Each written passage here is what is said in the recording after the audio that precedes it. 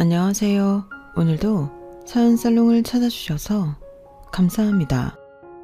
저는 얼마 전 제 가장 아픈 상처를 이용해 제 인생을 통째로 삼키려고 했던 괴물 같은 인간을 물리친 사람입니다. 세상에는 정말 다양한 사람들이 있다지만 일반적인 상식을 훌쩍 뛰어넘는 악마 같은 인간을 실제로 겪어본 적은 처음이었네요. 돌이켜 생각해보면 조상신이 도와주셨다고 밖에 생각할 수 없을 정도로 절제절명의 순간에 제 삶을 구원받게 되어 얼마나 다행인지 몰라요.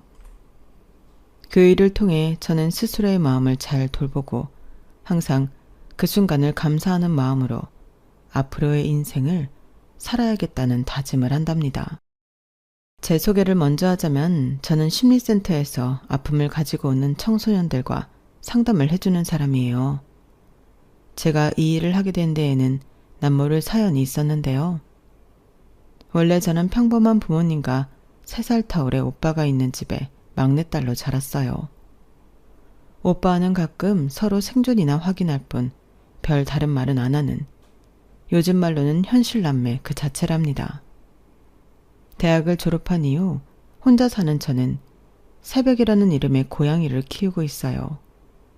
이름을 새벽이라고 지은 이유는 파란색 눈과 회색 털이 너무 예뻐서 그 이름과 잘 어울렸기 때문입니다. 일 때문에 바쁘더라도 한 달에 한 번은 가족들과 만나 식사를 하고 금요일 저녁이면 자주 직장 동료들과 불금을 즐기곤 하고요. 별다른 약속이 없으면 집에서 새벽이와 함께 영화를 즐기는 그런 평범한 생활을 하고 있어요. 새벽이가 다른 고양이들과 다르게 애교가 많고 얌전한 개냥이라 저에게는 둘도 없는 친구죠. 이런 저에게 조금 특이하다면 특이한 점이 하나 있는데 제가 연애를 잘 못했다는 것이에요. 대학교 때 동아리 선배를 3개월 사귀어봤던 거 말고는 남자를 만나본 적이 없었죠. 왜냐하면 저에게는 새로운 사람을 만나는 것이 큰 스트레스이기 때문입니다. 세상에 낯을 가리는 사람은 많지만 저는 그중 유난스럽게도 새로운 만남을 버거워하는 편인데요. 그 이유는 제가 고등학교 때 심한 학교 폭력을 당했었기 때문이에요. 그때 일로 저는 고등학교를 자퇴하고 검정고시를 봐서 대학을 갈 수밖에 없었죠.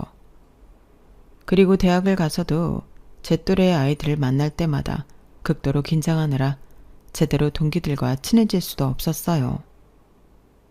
그런 저를 돕기 위해 저희 부모님은 거액의 돈을 지불하면서까지 꾸준히 상담 치료를 받게 도와주셨어요. 저희 가족이 부유하지도 않고 그저 평범한 가정이었는데도요. 덕분에 저는 20대 중반이 넘어갈 때쯤 사회생활하는데 무리 가지 않은 정도로 상태가 좋아질 수 있었답니다. 그로 인해 제가 어렸을 때부터 꿈꿔왔던 상담 치료사가 될 수 있었고요. 저는 항상 과거의 저와 같은 아픔을 가진 친구들을 돕는 일을 하고 싶었거든요. 이렇듯 정상적인 사회인이 되는 것도 저에겐 상당히 오랜 시간과 노력이 들었기 때문에 연애까지 챙길 수가 없었던 거예요. 여전히 저는 그래야만 하는 상황이 아닌 이상 새로운 사람을 만나는 걸 선호하진 않았거든요. 30이 가까워져 갈수록 저는 제 인생에 결혼은 없는 거구나 하고 포기한 채로 살았어요. 그나마 직장 동료들과 잘 지내는 걸 다행으로 여기면서요. 그러다가 한 남자를 만나게 되었던 겁니다. 그 사람은 저희 센터 내 경비 업무 및 CCTV와 같은 보안 기기들을 관리하는 보안업체 직원이었는데요. 늘 저와 마주칠 때마다 인사를 하던 사람이었어요. 항상 먼저 눈을 마주치면서 인사하니 자연스럽게 안면이 트이게 되었고 그렇게 수개월이 지난 뒤에는 조금씩 안부도 묻고 대화도 하게 되면서 친해지게 되었죠. 그 모든 과정이 굉장히 천천히 진행됐기 때문에 새로운 인연을 잘 못 만드는 저도 자연스럽게 그 사람에 대해 알아갈 수 있었어요. 나중에 알고 보니 다른 사람들은 그 사람이 저에게 관심이 있어서 친해지라고 애써왔다는 걸 전부 알고 있었더라고요. 제가 남자친구가 생겼다고 했을 때 직장 동료들은 하나도 놀라지 않고 오히려 왜 그렇게 오래 걸렸냐는 반응들 뿐이었죠. 드디어 사겨? 아, 오래도 걸렸다. 뭐야, 내가 그 사람이랑 사귈 거 알고 있었어? 누가 모르냐? 옛날부터 그렇게 티내고 다녔는데. 뻔히 다른 사람이랑 같이 있어도 너한테만 꼬박꼬박 인사하고 갔잖아. 그래? 나는 계속 같이 식사하자고 해서 그때 나 좋아하나 싶었는데. 야, 그때 우리는 숨 넘어가는 줄 알았어. 참나. 과장님들은 내기도 했다고? 뭐? 내기? 그래, 이번 달에 사기나 다음 달에 사기나 내기하셨다더라. 근데 대부분 내년에 사귀는데 걸었어. 참나, 나도 눈치 있거든. 뭐래, 너 되게 없거든? 동료들은 저더러 눈치가 없다며 한동안 놀렸지만 어쨌든 좋은 사람을 만나 다행이라면서 저의 연애를 축하해 주었어요. 실제로 그 남자는 정말 괜찮은 남자였어요. 저보다 1살 어린 나이였음에도 연하남으로 느껴지지 않을 정도로 젠틀하고 성숙한 사람이었죠. 경비업체에서 일을 해서 그런지 듬직한 느낌도 있었어요. 가끔은 우유부단한 저를 대신해 강단 있는 모습도 보였죠. 거절을 잘 하지 못해 이 일 저 일 모두 떠맡아야 했던 제가 그 남자의 말을 듣고 시킨 대로 행동했더니 더 이상 저에게 과한 업무를 시키지 않아서 놀랐던 적도 있었고요. 자기 말대로 거절하니까 정말로 그 다음부터는 나를 잘 안 부르셔. 거봐, 내 말이 맞지? 정중하고 예의 있게 말씀드리면 다 된다니까. 내가 말해준 대로 토시 하나 안 틀리고 그대로 말했지. 조금 다르게 하긴 했는데 그래도 버벅거리거나 과하게 웃진 않았어. 다음부터는 내가 한 말 그대로 따라서 해봐봐. 알았지? 시간이 지나면서 저는 점점 더 그 남자에게 의존하는 일이 많아졌고 그 남자는 그런 저를 귀찮아하는 티 하나도 없이 다 받아주었어요. 그뿐만이 아니라 제 과거의 트라우마까지도 전부 품어주었죠. 그러다 보니 저희는 1년 만에 급속도로 깊은 사이가 되었는데요. 제가 알지도 못하는 사이 어느새 그 남자는 하나부터 10까지 제 생활 전부를 진두지휘하고 있었어요. 집에 도착했지? 오늘은 밀가루 먹지 말고 집밥 먹어. 쌀 주문한 거 아직 안 왔는데 밀가루 말고 한식으로 배달시켜 먹을게. 그러게 미리미리 시켜놨어야지. 내가 그런 것들은 떨어지지 않게 늘 미리 준비하라고 했잖아. 알았어, 미안해. 그럼 어떻게 해? 마트에 가서 작은 사이즈라도 얼른 사와. 오늘은 꼭 밥 해 먹어. 알았지? 왜 그렇게까지 해야 돼? 오늘만 배달시켜 먹고 다음엔 집에서 밥 해 먹을게. 내가 시키는 대로 하라고. 넌 내가 왜 그렇게 게을러? 평생 그렇게 살 거야? 평소 잘 지내다가도 어쩌다 한 번씩 제가 그 남자가 하라는 대로 하지 않을 때면 저희는 크게 싸우게 되었고요. 그 남자는 오히려 큰일에는 화를 거의 내지 않았고 작고 일상적인 부분에서 갑자기 크게 화를 내는 경우가 잦았거든요. 처음에는 그 남자의 그런 모습에 놀라기도 하고 상처를 받기도 했어요. 그래서 저도 질세라 언성을 높이면서 싸우곤 했었죠. 하지만 그 남자가 저에게 요구하는 행동은 생활비를 고정하라거나 몸에 나쁜 음식을 먹지 말고 주기적으로 운동을 하라는 등 항상 저를 위해주는 내용들 뿐이었어요. 저도 그걸 알았기 때문에 종국에 사과를 하게 되는 쪽은 언제나 저였죠. 제가 사과하면 그 남자는 언제나 곧바로 화를 풀면서 자신의 의도를 강조했어요. 내가 다 너 잘 되라고 얘기한 거란 말이야. 어? 내가 너한테 시키는 일 중에 나 잘 되라고 말하는 게 하나라도 있어? 유미쌤이랑 거리 두라고 했던 것도 결국 내 말 안 들었으면 큰일 날 뻔했잖아. 내가 한 말들 나중에 보면 다 옳은 말들 뿐이었잖아. 안 그래? 그 남자가 그렇게 말할 때마다 저는 할 말이 없었죠. 정말로 그 남자의 말이 다 맞다고 생각했기 때문이에요. 심지어 제가 키우는 고양이 새벽이 정기검진 날짜를 그 남자가 시킨 대로 앞당겨 갔다가 하마터면 큰 병이 날 뻔한 걸 초기에 잡을 수도 있었으니까요. 그렇게 저는 그 남자와의 연애를 이어갔고 약 2년간의 연애 끝에 저희는 결혼을 약속하게 되었답니다. 그 남자는 한강이 훤히 내려다 보이는 호텔방에서 장미꽃잎을 깔아놓고 저에게 로맨틱한 프로포즈를 해주었어요. 정화야, 내가 앞으로 평생 너 안 아프게 지켜줄게. 나랑 결혼해 줄래? 장미꽃 너무 예쁘다. 고마워. 앞으로의 삶에서 나랑 있기만 하면 늘 행복할 거야. 내가 약속할게. 프로포즈 받아줘서 너무 고마워. 아니야, 내가 고맙지. 케이크도 너무 예쁘다. 이렇게 멋진 프로포즈 해줘서 고마워. 저는 기쁜 마음으로 직장 동료들에게 결혼 소식을 알렸는데요. 항상 친하게 지내는 또래 동료들이 5명 있었는데 그중 아무도 결혼을 약속했다는 제 말에 진심으로 기뻐하지 않는 겁니다. 다들 어색한 웃음만 보이며 서로 눈치만 보더라고요.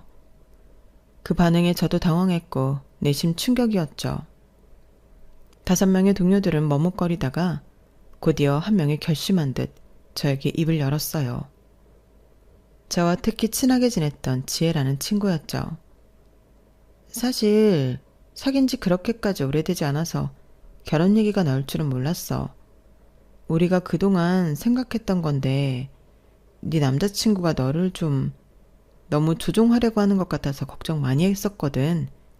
기분 나쁘게 듣지 말았으면 좋겠어.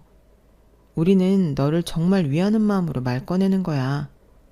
아직 얘기만 오고 간 상황이라면 결혼은 좀 신중하게 생각했으면 해서. 좀 당황스럽네. 2년 넘게 만나면서 남자친구가 그런 사람이었으면 내가 진작에 알았을 거야. 내가 상담 치료사인데 그걸 모르겠어? 너희가 봤을 때는 그래 보였을지라도 둘이 있을 땐 안 그래.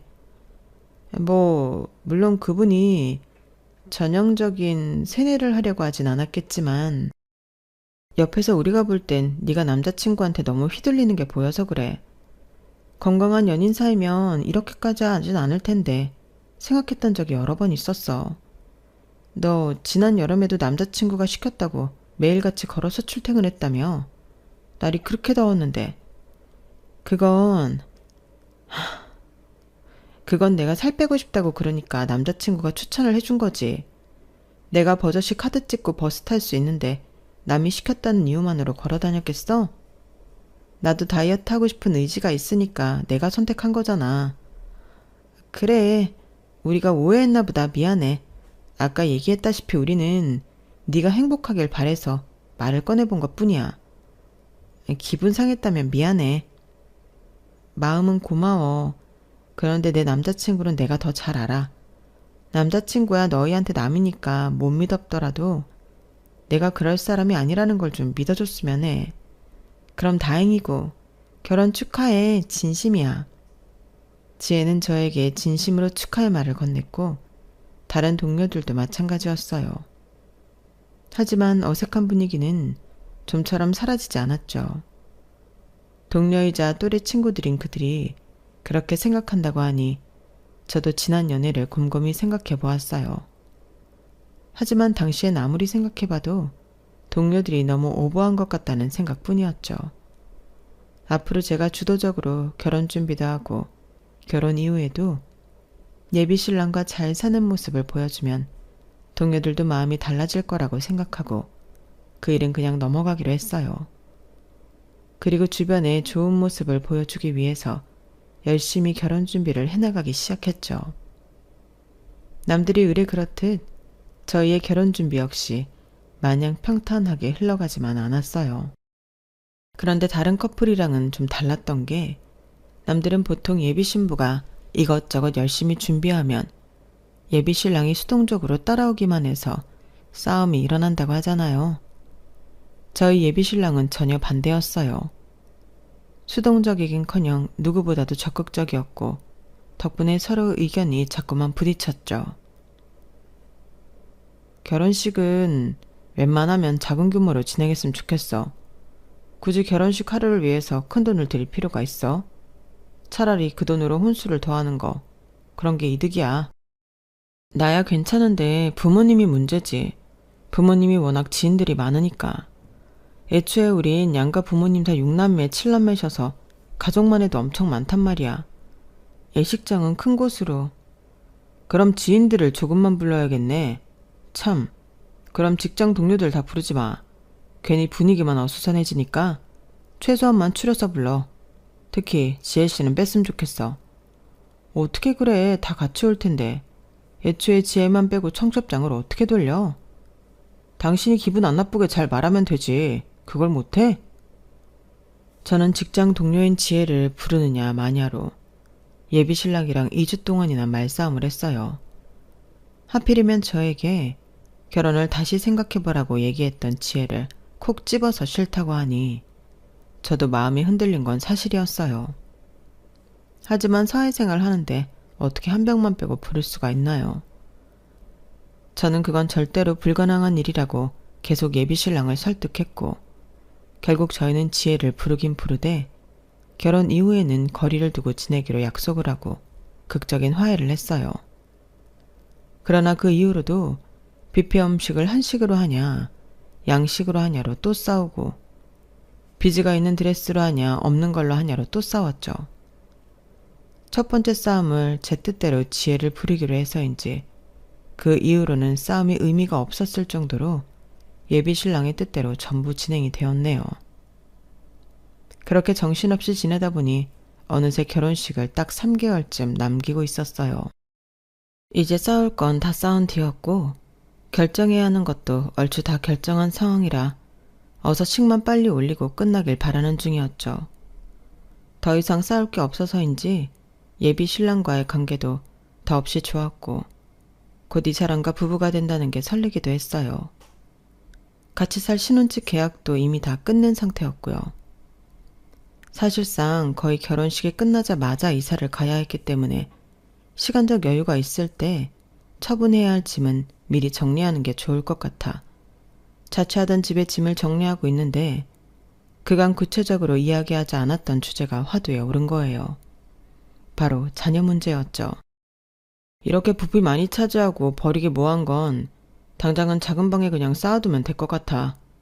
그리고 나서 차근히 정리하든가 아님 그냥 거길 창고처럼 써도 될 것 같고. 작은 방? 거기 애기 방으로 써야 하는 거 아니야? 창고처럼 쓸 수는 없지. 애 키우려고? 당장은 우리 두 사람 감당하기도 힘든데 벌써 애 생각을 하게? 우리가 그동안 자녀 계획에 대해선 한 번도 얘기를 안 했네. 다다음 달이면 결혼하는데.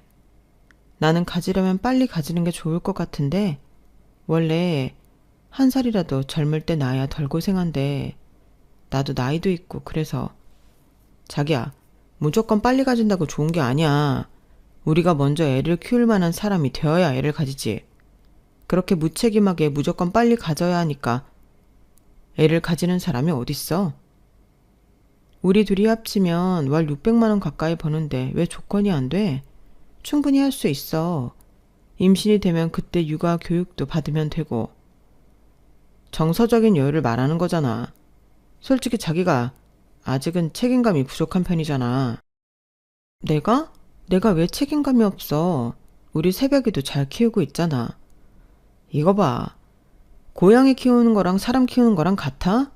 그 둘을 비교하는 것부터가 자기가 아직도 정신적으로 어리다는 게 나타나는 거라고. 저는 예비 신랑의 말을 받아들일 수가 없었고 저희는 그 일로 며칠 동안이나 말다툼을 했습니다. 하지만 예비 신랑은 제가 과거 학폭을 당했던 트라우마까지 이야기하며 저는 아직 그때의 일에서 벗어나지 못해 정서적으로 불안정하다는 얘기를 몇 번이나 했어요. 그런 예비 신랑의 말에 저는 굉장히 화를 냈는데요. 짐 정리를 마친 뒤 약 보름쯤 뒤에 끔찍한 일이 벌어지는 바람에 화를 냈던 것도 전부 잊혀지고 말았어요.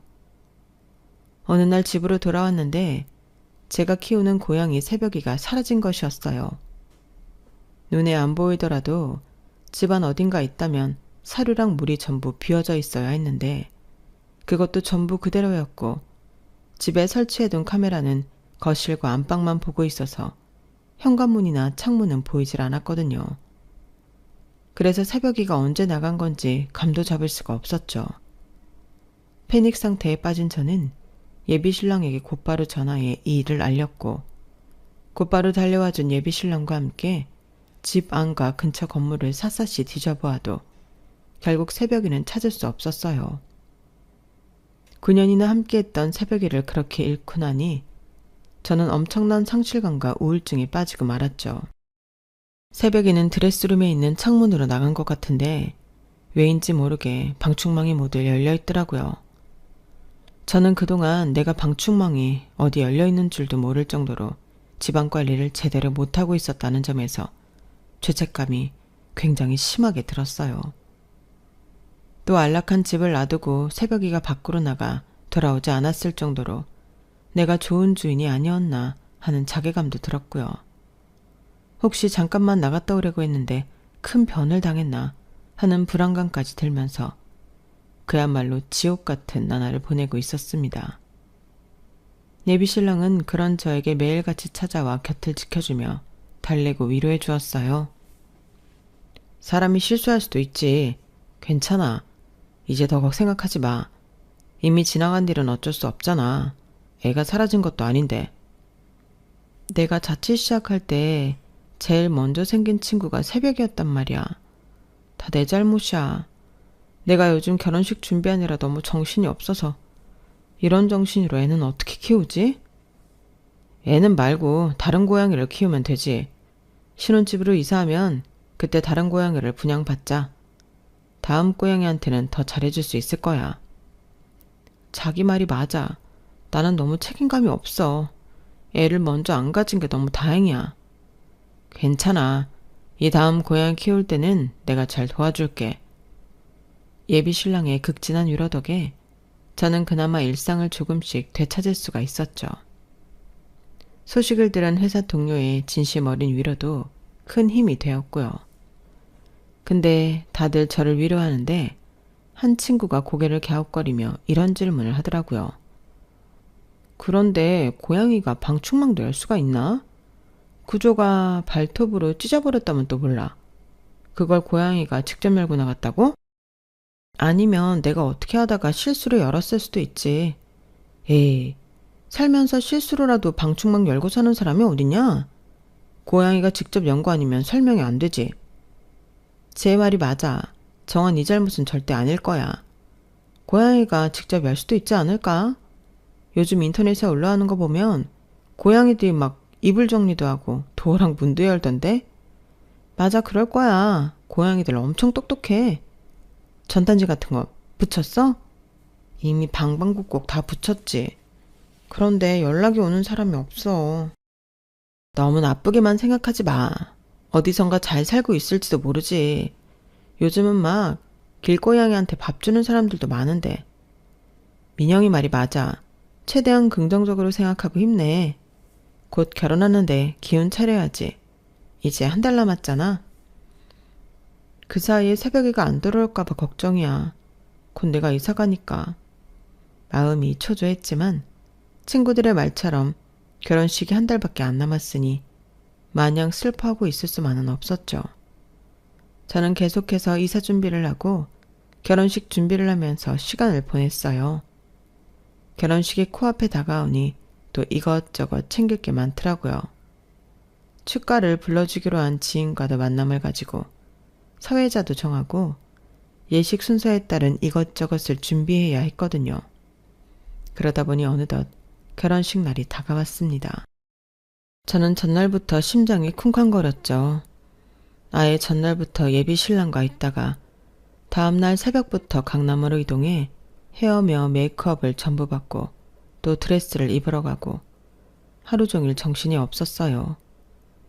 예식장 직원들도 돌아가면서 찾아와 별의별 거를 다 물어보고 가고 하객들도 한두 명씩 오기 시작하면서 어느새 인산인해를 이루게 되었어요. 다른 홀에서도 결혼식이 진행되니까 하객만 해도 몇백 명이 홀에 서 있었고 온 건물이 사람 소리로 가득 찬 것 같았죠. 저도 제 하객을 맞이하느라 얼굴 근육에 경련이 올 정도로 웃고 있었는데요. 한참 하객들이 몰려올 때 저희 회사 동료들이 찾아왔어요. 적당한 시간대에 와서 당연히 반가운 마음으로 맞으려고 했는데 회사 동료들의 표정이 하나같이 저승사자라도 되는 양 어두운 겁니다. 그러더니 2명의 친구가 총대를 메고 하객들을 뒤로 물리더군요. 저는 이게 대체 무슨 일인가 싶었는데 지혜가 저에게 심각한 얼굴로 다가왔어요. 왜 그래? 대체 무슨 일이야? 정화야, 너 마음 단단히 먹어? 갑자기 왜 그래, 무섭게. 네가 꼭 봐야 할 게 있어. 저기 기사님, 저희끼리 얘기 좀 하게 잠시 자리 좀 비켜주세요. 결혼식 전에 꼭 이야기해야 돼? 식 이제 20분도 안 남았어. 그 전에 네가 꼭 봐야 해. 정화야, 제발. 이거 한 번만 봐봐. 직장 동료들은 사진 기사님과 예식장, 드레스샵 관련 직원들까지 전부 밖으로 내보내고 저에게 핸드폰을 내밀었어요. 예상치 못했던 이 모든 일이 왠지 불길해 보여 저는 얘기가 듣기 싫어지더군요. 하지만 제가 거부하기도 전에 지혜가 핸드폰으로 영상 하나를 틀어주었어요. 한눈에 예비 신랑이 찍힌 영상이라는 걸 알아볼 수 있었죠. 그리고 영상을 본 저는 그야말로 경악을 하고 말았습니다. 그 영상은 제가 사는 아파트 CCTV 영상이었는데요. 날짜가 바로 제 고양이 새벽이가 사라졌던 그날이었죠. 제 집에서 새벽이 뒷덜미를 잡고 나오는 예비 신랑의 모습이 가장 먼저 보였어요. 새벽이는 발버둥을 치고 있었고 예비 신랑은 엘리베이터를 타면서 새벽이를 억지로 캐리어에 집어넣더군요. 캐리어를 잠궈버린 예비 신랑은 아파트 주차장으로 내려갔어요. 캐리어를 신경 쓰다가 앞을 잘 못 보고 걸어가던 예비 신랑은 그 앞에 주차하려던 오토바이와 순간 치일 뻔하더군요. 그런데 예비 신랑이 오토바이 운전자에게 말을 거는 듯 하더니 갑자기 고양이가 든 캐리어로 오토바이 운전자의 헬멧을 수차례 내려치는 거예요. 소리가 없는 영상으로 보아도 엄청나게 소리를 지르는 게 느껴질 정도로 예비 신랑은 자기 분노를 주체하지도 못하더군요. 마지막으로 사람이 타고 있는 오토바이를 발로 뻥 차버린 예비 신랑은 자기 차로 씩씩대며 돌아갔어요. 예비 신랑의 차가 주차장을 빠져나갈 때까지 오토바이 운전자는 남편을 몇 번 돌아보다가 자리를 뜨셨고요. 영상이 끝나고 나니 저는 너무나 큰 충격을 받고 혼란스러웠어요. 정아야, 이거 네 예비 신랑 맞지? 맞아. 나 지금 너무 충격이라서 어떻게 해야 할지 모르겠어. 너 어떻게 해야 해? 혼인신고는 했어? 아직 안 했지? 이 결혼 계속 할 거야? 혼인신고는 아직 안 했지만 잘 모르겠어. 지금 당장은 너무 충격적이라 머리가 새하얗기만 해. 고양이부터 찾아야 하지 않을까? 남편 차에 내비게이션 보면 기록 나올 거 아니야. 아직 기록이 남아있다면 고양이를 어디로 데리고 갔는지 확인할 수 있을 거야. 그래, 일단 그것부터 해야겠다. 나 좀 도와줄래? 저는 예비 신랑과 특히 우호적으로 지냈던 친구에게 얼른 물품 보관해 놓은 곳으로 가 예비 신랑의 차키를 좀 가져다 달라고 부탁했어요. 저는 그 사이 후다닥 드레스를 벗어버리고 일상복으로 갈아입었죠. 친구가 차키를 가져오자마자 저와 지혜는 주차장으로 내려갔어요. 나머지 동료 친구들은 계속 신부 대기실 문을 막고 버텨주었죠. 저희는 숨가쁘게 지하주차장으로 내려가 예비 신랑의 차를 열었어요. 그날 아침에도 같이 타고 왔던 차였는데 그 안에 이렇게 끔찍한 비밀이 있을 줄은 몰랐죠. 저희는 떨리는 손으로 내비게이션 기록을 확인했어요. 그 결과 CCTV 영상이 찍힌 날짜에 뜬금없이 가평 휴게소가 찍혀 있는 것을 확인했고 저희는 얼른 그 화면을 사진으로 찍었죠. 이것만 가지고 어떻게 새벽이를 찾아? 가평 휴게소에서 어디로 갔는지 안 나오는데? 블랙박스 영상 보면 되잖아. 이건 남편 거라서 나는 이거 다룰 줄 모르는데 그냥 통째로 가져와. 지금 세세하게 볼 시간 없잖아. 그래, 그냥 뜯어가자. 저는 블랙박스를 통째로 뜯어갔고 다시 지혜와 함께 후다닥 신부 대기실로 올라갔어요.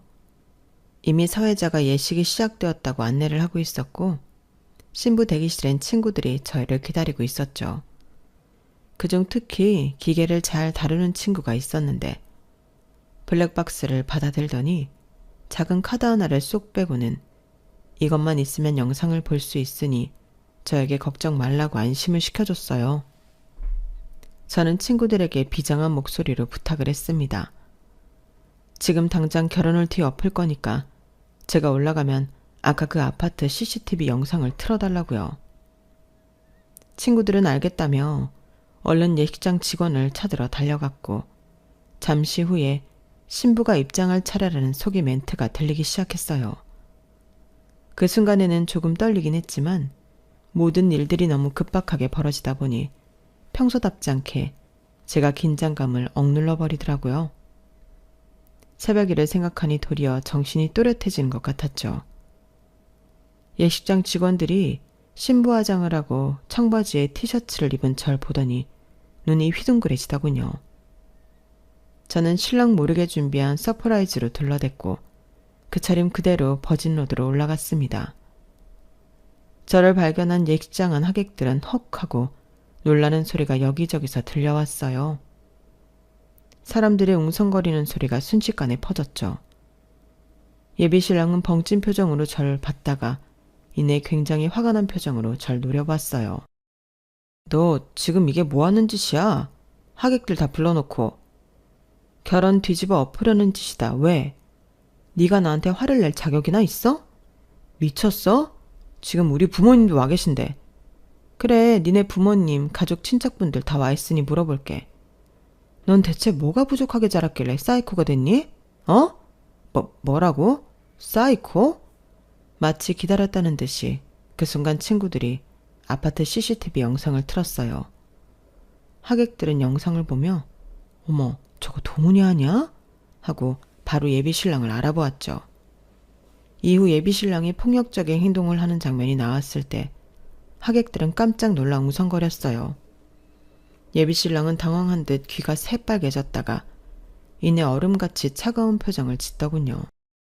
저는 그 순간 그렇게 감정 없이 차가운 표정이 예비신랑의 본 모습이라는 걸 깨달았죠. 예비신랑의 민낯에 치가 떨린 저는 저도 놀랄 만큼 날카로운 목소리로 물어봤어요. 우리 새벽이 어쨌어? 어디로 데려갔냐고. 대체 왜 이런 끔찍한 짓을 저지른 거야?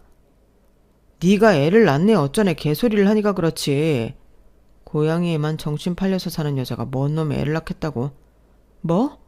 고작 그딴 이유로 새벽이를.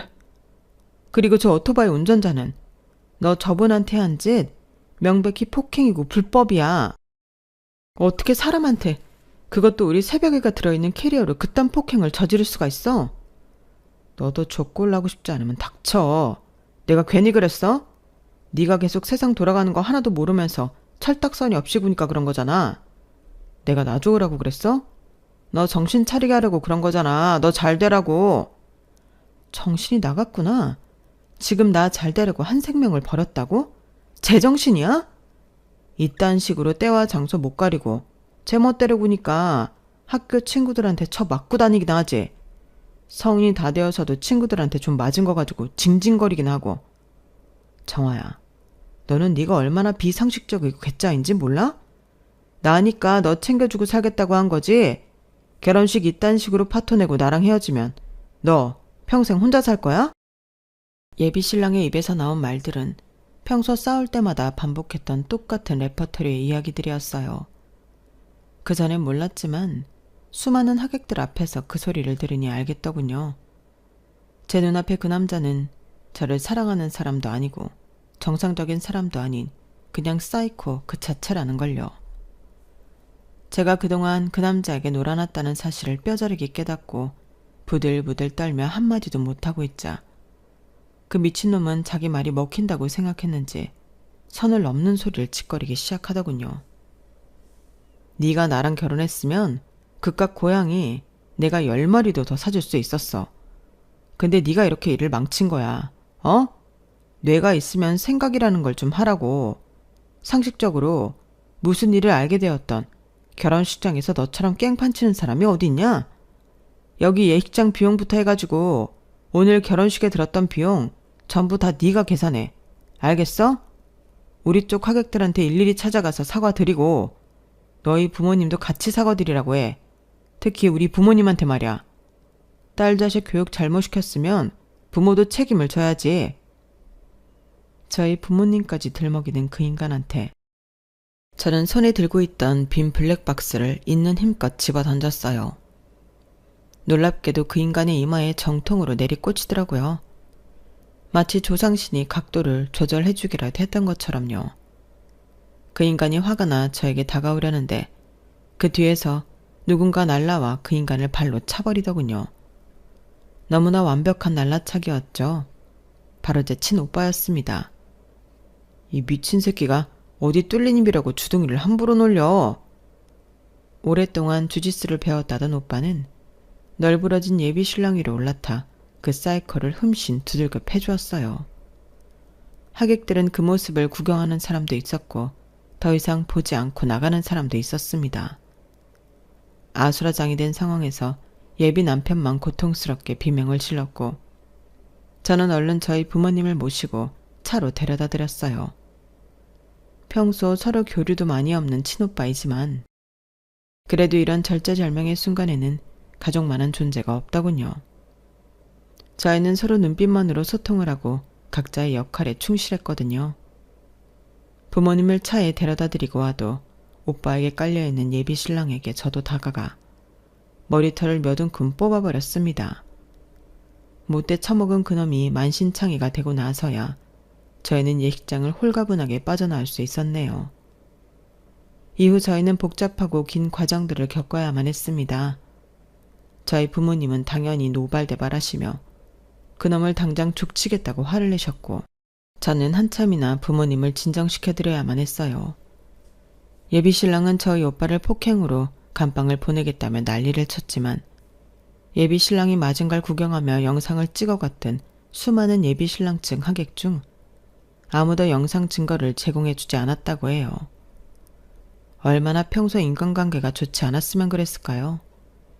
저는 오히려 예비신랑이 제가 없을 때 불법으로 가택 침입을 해 고양이를 납치해갔던 것을 전부 법적으로 처리해버렸답니다.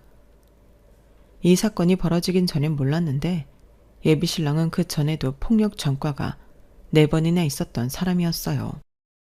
그 사실을 알자마자 저희 부모님은 당장 사기 결혼으로도 고소하라고 성호하셨고 실제로 그 죄가 인정되어 그 사이코 같은 인간은 도리어 본인이 감방에 들어가게 되고 말았답니다.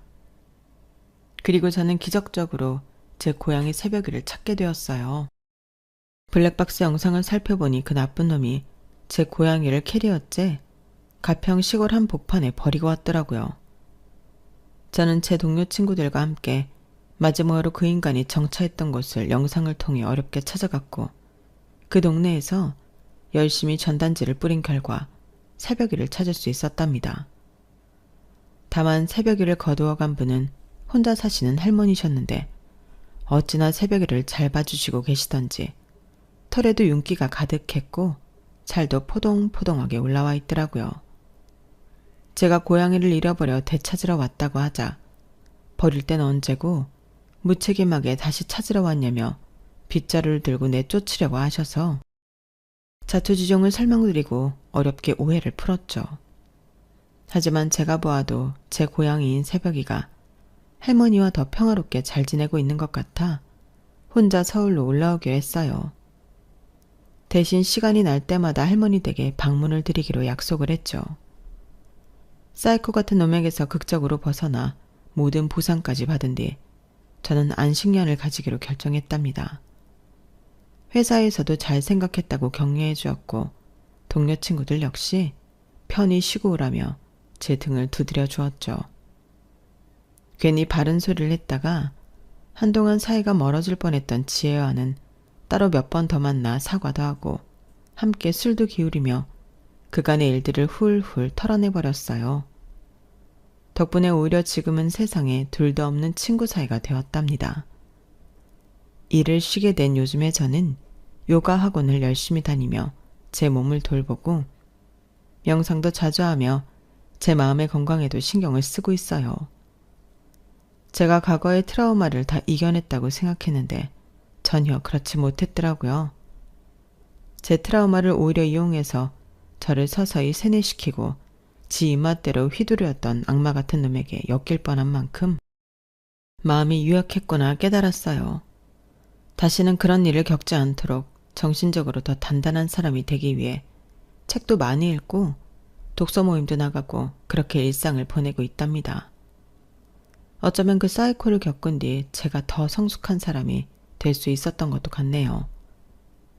지금까지 저의 이야기를 들어주셔서 감사합니다. 현실에서 만나는 악마들은 책이나 TV에서 나오는 것처럼 명확하게 보여지지가 않고 훨씬 교활한 모습을 띠고 있다는 걸 제 사연을 통해 많은 분들이 아셨으면 좋겠네요. 저는 앞으로도 과거의 아픔은 묻은 채 더욱 단단한 사람이 되기 위해 노력할 겁니다. 이 글을 읽는 분들도 각자의 아픔을 이겨내실 수 있길 바라겠습니다. 감사합니다. 여러분, 사연 댓글에 응원과 현명한 조언 부탁드려요. 좋아요와 구독은 저에게 큰 힘이 됩니다. 오늘도 좋은 일 가득하세요.